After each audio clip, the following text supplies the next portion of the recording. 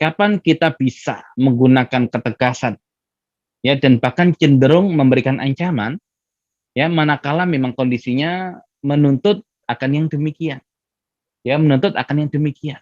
Tapi kalau kemudian kita lihat ketika Rasul Shallallahu Alaihi Wasallam mendidik keluarga beliau, mendidik para sahabat beliau, ternyata beliau ya tidak pernah kemudian melakukan sesuatu yang bersifat kasar ataupun memberikan hukuman dalam artian memukul ataupun yang lain. Walaupun beliau kemudian dalam hadisnya mengatakan boleh memukul, tapi prakteknya beliau tidak, ya, tidak pernah memukul. Ya, dan kalau kemudian kita pahami, ya, kemudian kalau kita pahami apakah beliau tidak konsisten antara ucapannya dengan perbuatannya tidak sama? Tidak. Ya, beliau adalah orang yang paling konsisten. Karena apapun yang beliau ucapkan itu adalah kebenaran, dan apapun yang beliau kerjakan itu juga kebenaran. Karena dua-duanya bersumber dari wahyu dari Allah Subhanahu wa taala, sebagaimana firman Allah Subhanahu wa taala, "Wa ma yantiqu 'anil hawa in huwa illa wahyu yuha."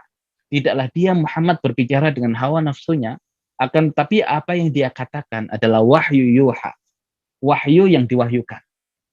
Nah, jadi kalau kemudian beliau mengatakan boleh memukul, boleh menghukum, itu wahyu. Ya, dan kita mengakui itu dalam ya konsep pendidikan Islam.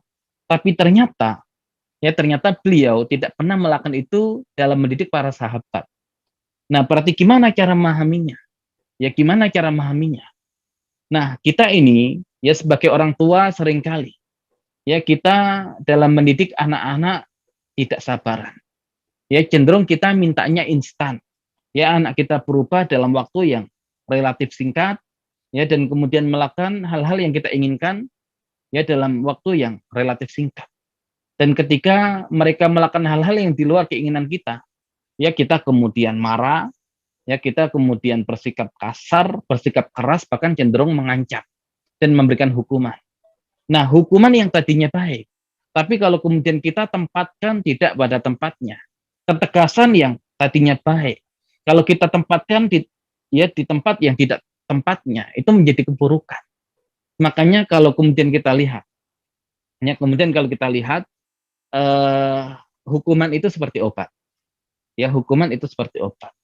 Dan bayangkan kalau kemudian anak kita sedikit-sedikit kita kasih obat.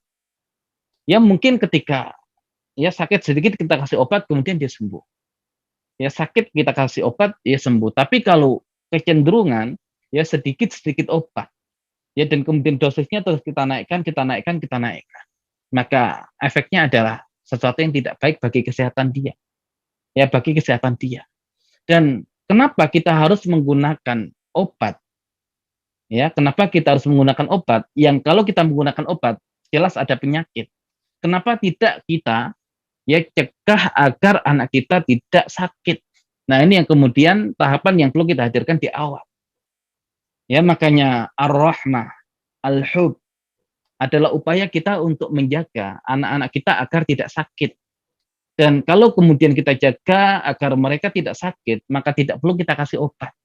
Makanya bagaimana Rasulullah Shallallahu Alaihi Wasallam menerapkan konsep pendidikan yang penuh dengan kasih sayang, konsep pendidikan yang penuh dengan cinta. Dan dengan itu ternyata generasi yang beliau didik menjadi generasi yang sehat, ya, bukan generasi yang sakit. Sehingga beliau tidak perlu menggunakan hukuman ya sebagai obat untuk menyembuhkan penyakit mereka. Tapi kadang kita selaku orang tua nggak sabaran.